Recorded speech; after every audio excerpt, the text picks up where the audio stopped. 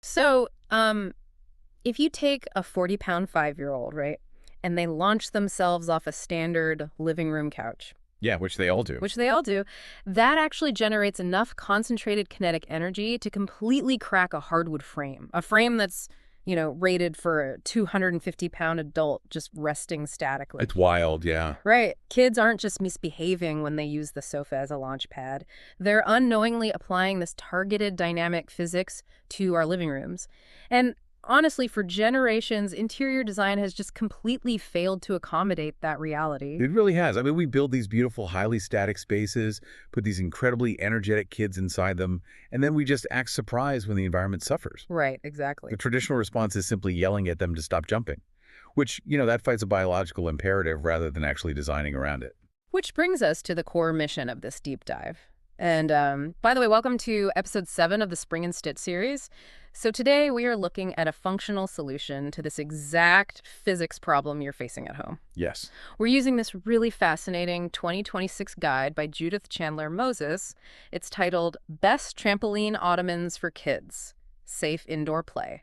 And our goal here is to decode this bizarre, highly specific market so you can figure out how to choose a piece of dual-purpose furniture without, well, getting swindled. Because that is incredibly easy to do right now. It is. We want to help you find something that earns its keep twice, right? Once as a highly aesthetic piece of seating, and again as this piece of gym-quality equipment that's just disguised in plain sight. And the problem you face as a consumer is that, well, because this concept has just exploded in popularity recently, the market is essentially fractured into a Wild West. Oh. You have $80 slipcovers masquerading as furniture, all the way up to, like, $1,200 bespoke creations. And if you don't understand the engineering underneath that fabric, it is incredibly easy to waste a few $100s on a glorified disposable toy. So I want to dive straight into that engineering then, because the guide actually lays out 4 non-negotiable specifications for a high-quality unit. But rather than just listing them off like a textbook, let's build the ideal trampoline ottoman from the inside out. I like that approach. Yeah, let's start with the foundation, the actual core of the unit. Right, so the internal rebounder is the single component that dictates whether this piece lasts 10 months or 10 years. You have to ensure it utilizes a commercial-grade rebounder. And that's completely separate from what you'd find in, like, a toy aisle. Oh, completely. Those discount-grade ones you see in big box stores, they use low-gauge steel springs or sometimes just really flimsy bungee cord. Which is just stretch out. Exactly. Within 6 to 12 months of daily use, those materials suffer from metal fatigue or a total loss of elasticity. So the bounce starts to sag, the frame starts to squeak, and suddenly you have this dead spot that acts as a tripping hazard for the kids. Oh, wow. Yeah. Whereas a commercial-grade core is engineered to withstand constant shock loading for 5 to 10 years. Okay, let's unpack the weight capacities associated with that commercial grade, Huh? because I am, frankly, genuinely skeptical about the numbers listed in the source here. The weight limits. Yeah. The guide insists on an adult-rated weight capacity of at least 200 pounds, but ideally over 300 pounds? Yeah. Hold on. Realistically, if I am buying a 36-inch ottoman for my toddler, a 300-pound commercial rating sounds like a massive over-engineering expense. Am I just paying hundreds of dollars for extra steel I don't actually need? Well, it sounds absurd until you calculate dynamic load versus static load. Okay, explain that. That 40-pound child jumping from a height of, say, 2 feet exerts a dynamic force on those springs that far, far exceeds their actual body weight. Oh, right. Because of gravity and acceleration. Exactly. Okay. Furthermore, a 300-pound capacity isn't just about surviving a toddler. It's about surviving the reality of a household over time. Right. Because kids grow. Kids grow. Older cousins visit and want to jump. And most importantly, it allows the parents to use it. When you have a true 300-pound limit, you can use that exact same piece of furniture for your own high-intensity interval training or cardio after the kids go to bed. Wait, really? Just right in the living room? Absolutely. It transforms the purchase from this temporary playroom accessory into multi-generational household equipment. I see what you're saying. It justifies the floor space because it serves the whole house. Okay, so buying a trampoline ottoman is kind of like buying a car. How so? Well, the colorful cover is just the paint job, but the rebounder is the engine. If you have a discount engine, a nice paint job won't stop it from breaking down in a year. That is a perfect analogy, actually. So let's move outward from that steel core to the soft materials surrounding it. We've built this indestructible frame, but none of that matters if the materials covering it are questionable. Right, and this is where we get into certifications, which is the next non-negotiable specification in the guide. You cannot rely on packaging that simply claims a product is, quote-unquote, soft or kid-safe. Because anybody can print that on a box. Exactly. You need documented proof.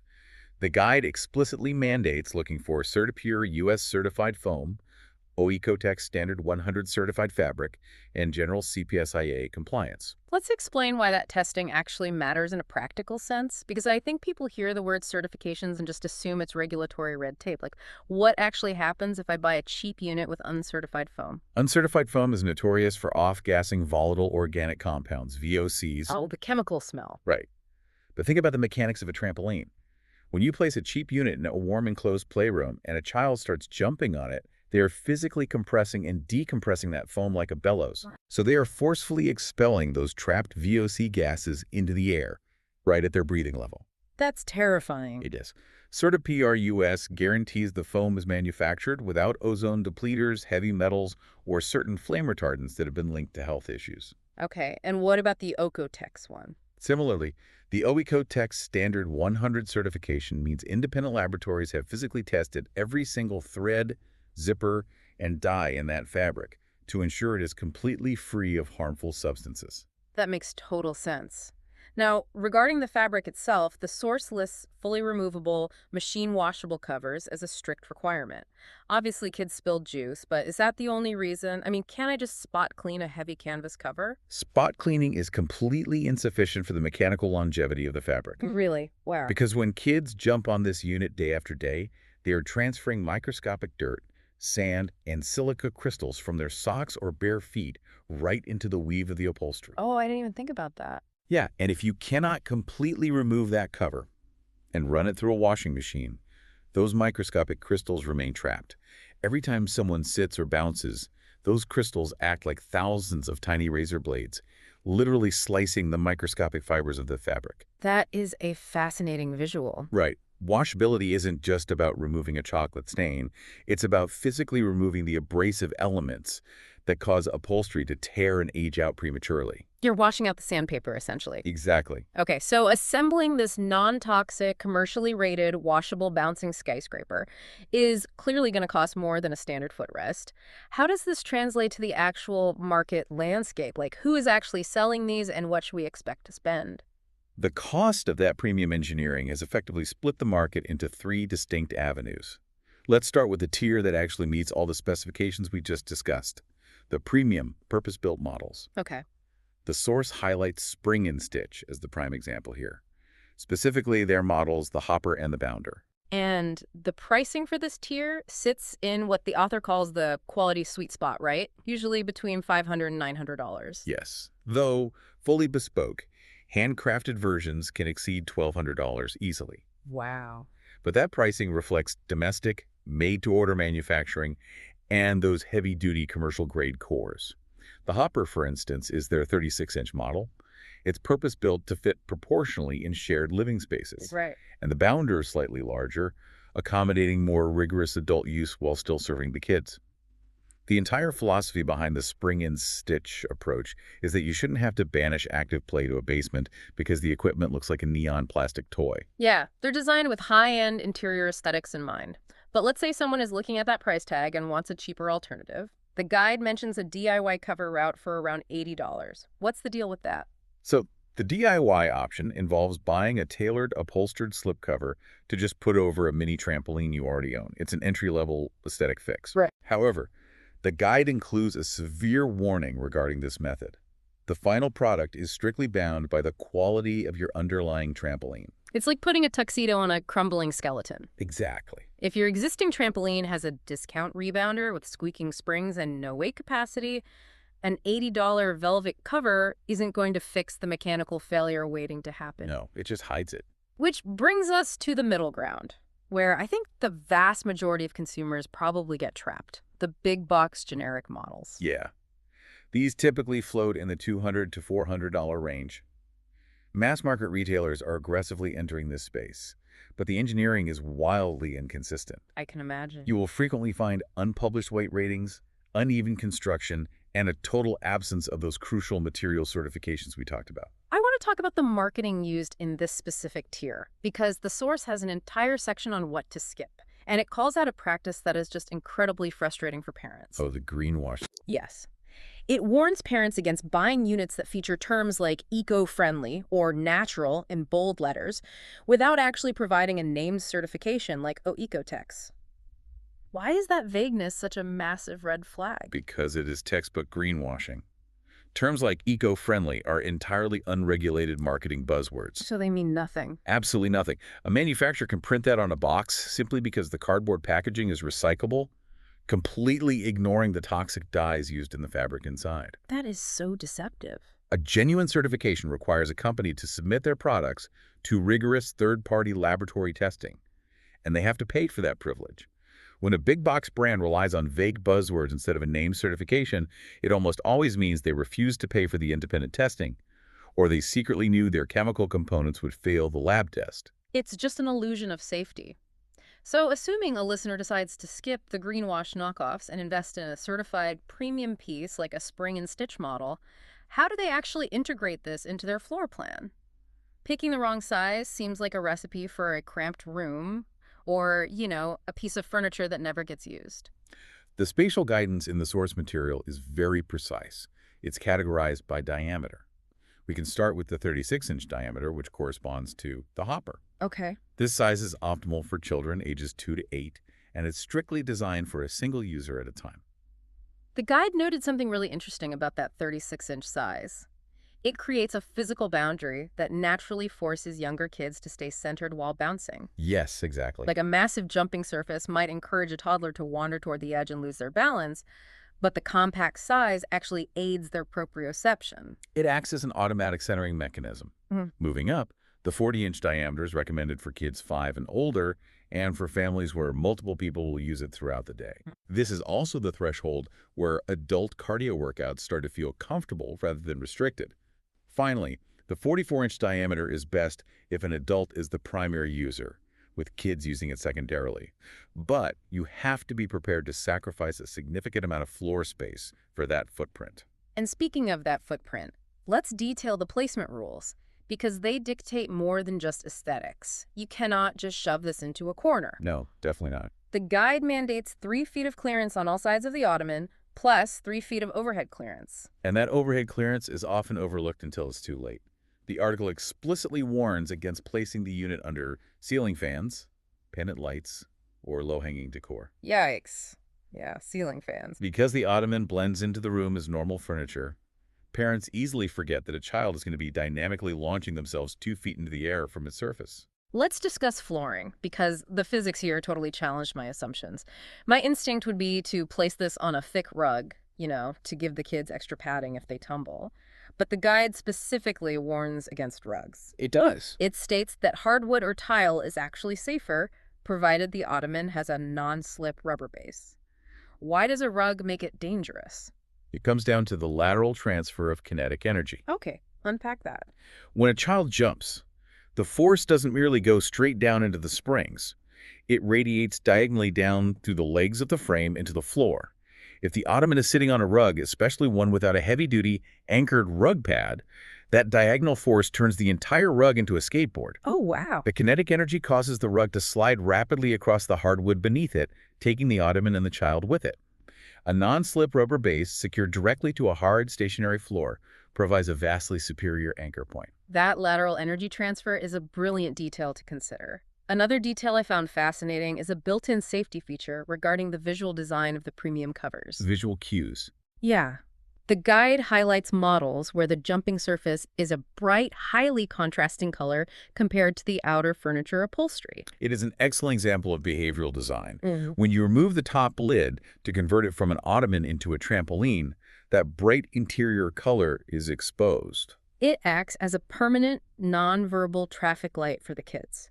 They can look into the living room from down the hall and instantly process the environment. Right. If they see the stylish linen cover, the brain registers furniture mode, no jumping. If they see the bright neon mat, it registers active mode, safe to bounce. You don't have to constantly verbally police the room. It's brilliant. And the guide advises storing that lid right next to the unit so the moment playtime is over, you snap it back on, the visual cue disappears, and order is restored to the living room. And that behavioral cue is an ideal way to look at the final and undoubtedly most critical aspect of owning this equipment: the safety rules and long-term maintenance required to protect both the child and the financial investment. Let's break down the hardware safety first. The guide spends a lot of time discussing the bruise zone. What is that? The bruise zone is the transitional perimeter between the flexible jumping mat and the rigid steel ladder frame where the springs are located. On any top-tier model, this entire mechanism must be completely shielded by a densely padded edge cover. Right. If a child's balance carries them slightly off-center, you need absolute certainty that their foot is landing on thick, impact-absorbing foam, not slipping between exposed steel springs. That makes sense. You also have to monitor the tension for dead spots, right? Which indicate failing springs. Yes, regular checks are vital. The guide actually recommends a specific routine. Wash the fabric covers monthly to remove those abrasive dirt crystals we talked about, spot clean weekly, and perform a physical check of the spring tension every 3 to 6 months. You are also supposed to rotate the ottoman 180 degrees periodically. Much like rotating the tires on a vehicle. Exactly, to ensure the mat and springs wear evenly. Those maintenance steps will certainly prolong the life of the unit, but they are absolutely meaningless if a household ignores the golden rule of trampoline ownership. The source is emphatic here. The single most important practice for both physical safety and mechanical longevity is the strict enforcement of the one-at-a-time rule. No double bouncing. No double bouncing. Which is, universally known as the fastest way to get a concussion. But the guide actually focuses on what double bouncing does to the commercial steel. How does a second child break a 300-pound rated commercial core? Through conflicting kinetic shock waves. Conflicting shock waves. When two users are bouncing simultaneously, they're almost never perfectly in sync. One child is driving force downward into the mat while the other child is rebounding upward. This creates opposing, irregular torque on the steel springs. Oh, I see. Instead of expanding and contracting in a uniform vertical motion, the springs are being aggressively twisted and stretched diagonally. This immense, unpredictable stress leads to permanent warping, metal fatigue, and dead spots. The most robust commercial engineering in the world cannot survive unsafe, asymmetrical shock loading. The one-at-a-time rule is non-negotiable. It quite literally tears the engine apart from the inside. Exactly. That is a crucial takeaway. So, if we look at the entire landscape we've mapped out today, if you want to successfully merge your living room with a playroom, you need to look past the marketing. Yep. You need a commercial-grade rebounder that handles dynamic shock loads, an adult-rated weight capacity of 200 to 300 pounds, rigorously certified materials like Ocotex and CertiPure US to prevent off-gassing, and fully machine-washable covers to prevent microscopic fabric abrasion. That's the checklist. You size the unit based on your floor plan, leaving 3 feet of clearance, and you protect the internal mechanics by strictly enforcing that one-at-a-time rule. It requires an upfront investment of intentionality and capital. But placing a piece of active play furniture like the hopper into a main living space, utilizing commercial gym engineering matched by high-end design, it completely solves the tension between a beautiful home and an active child. It really is a remarkable concept. You are now officially equipped with the mechanical and spatial knowledge to upgrade your environment without falling for greenwashed marketing. But before we wrap up, I want to leave you with one final thought to explore on your own. Okay. We mentioned earlier that interior design and a child's biological need to move have historically been at war, resulting in homes that demand quiet stillness from creatures built for motion. But pieces like this represent a fascinating shift in our cultural architecture.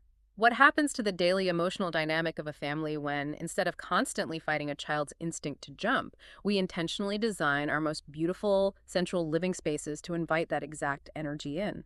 That's a great question. How does leaning into the chaos, rather than trying to suppress it, change the way a family actually lives together? It is definitely something to think about. Thank you so much for joining us on this deep dive. We will catch you next time.